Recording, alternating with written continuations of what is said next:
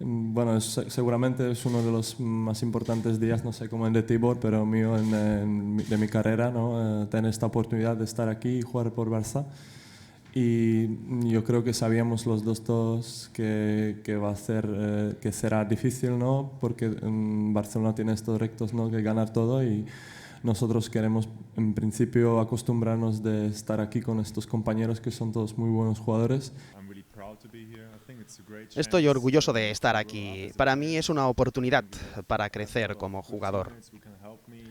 Tengo grandes compañeros que me pueden ayudar.